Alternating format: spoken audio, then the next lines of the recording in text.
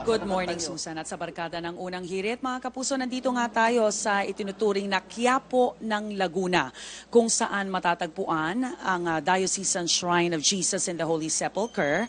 At dito nga binibisita ng mga tao ang imahen ng kanilang Black Nazarene o mas kilala bilang si Lolo Uweng. Ito nga yung itinuturing nilang mapaghimalang imahen ni Lolo Uweng at tuwing dumadating ang panahon ng mahal na araw ng Kwaresma at sinasama po nila ang pagbisita dito sa simbahang ito sa kanilang bisita iglesia at pumupunta rin po sila sa lugar na ito para sa pahalik o pahawak sa imahen ni Lolo Uweng. Sa kasalukuyan po ay nagaganap ang unang misa para sa araw na ito, no?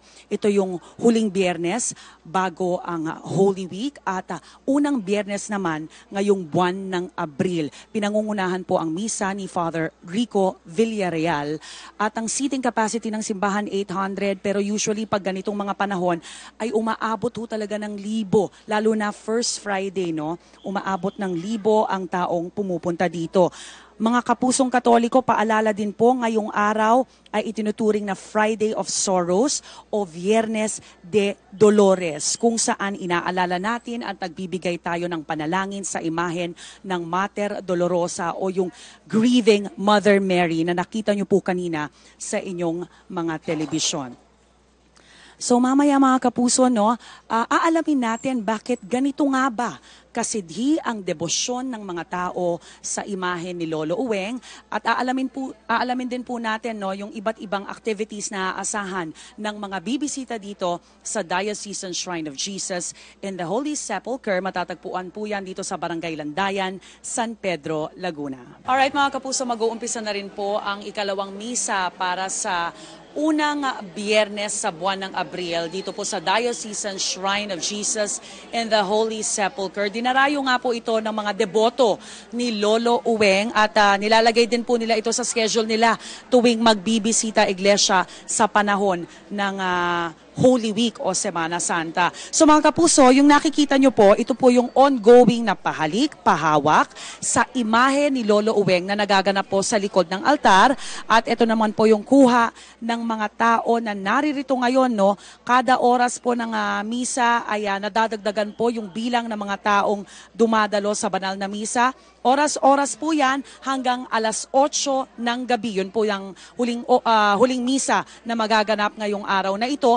Pero yung pahalik, pahawak, magtutuloy-tuloy daw po yan hanggat may tao pa dito mismo sa simbahan. At kaugnay nga po ng debosyon ng mga tao dito sa imahe ni Lolo Uweng, makakausap po natin Brother Willie Monzon, ang Parish Pastoral Council President. Brother Willie, good morning po. Good morning po. Good morning. Kamusta ho kayo? Mabuti po naman. Alright. Bakit ho ba ganito kasidhi ang debosyon, ang pananampalataya ng mga pumupunta dito para masilayan o mahawakan man lang si Lolo Uweng? Oo, kasi ang mga tao ay merong yung mga hinihingi nilang prayers ay na-answer at nabibigyan ng sa kasagutan. Kaya karamihan ng mga bumabalik dito ay yung mga nagpapasalamat. Meron na ho bang mga kwento na napagaling o kaya nasolusyonan yung problema nila? May mga ganun Marami po. Personally, ako, napagaling din ako ni Lolo Uweng. Wow, napagaling po mula sa... Yes, na-burn ang face ko. Oho. Tapos, binigyan ako nung tinatawag naming bulak ni Lolo Uweng, yung ginagamit sa paghugas sa kanya, pinahid sa mukha ko. In 2 days, gumaling yung, nawala na yung burn ko sa mukha. Ito pong nagaganap na pahaliko, pahawak sa imahe ni Lolo Uweng. Magtutuloy-tuloy na po yan hanggang sa susunod na linggo? Oo, actually, walang katapusan yan. 24/7 yan. Tapos, for the whole week, matitigil lang siya pagka ginawa namin yung pagbibihis kay Lolo Uweng sa Holy Tuesday. Tuwing Holy Tuesday po, bibihisan siya. Pero matapos bihisan, tuloy-tuloy ulit. Tuloy-tuloy ulit yun. So bukas talaga sa publiko, 24/7. Yes, Ano pa ho mga activities na asahan ng ating mga kapuso, lalong-lalo na next week? Brother? Starting, of course, Palm Sunday, meron tayong Blessing of the Palms.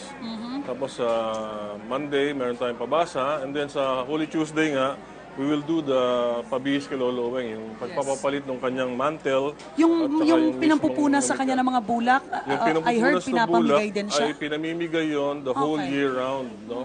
Pinaghahati-hati namin yun, nilalagay namin sa small packs para ipamahagi sa mga tao dahil naniniwala ang mga tao na dahil yun ay napahid sa kanya ay meron ding healing powers na yung mga bulak na yun. Brother Monzon, maraming salamat po. Taon-taon na lang kami naririto. Salamat po. Thank you very much. Have a good day. Nakausap po natin Brother Willie Monzon, ang Parish Pastoral Council President.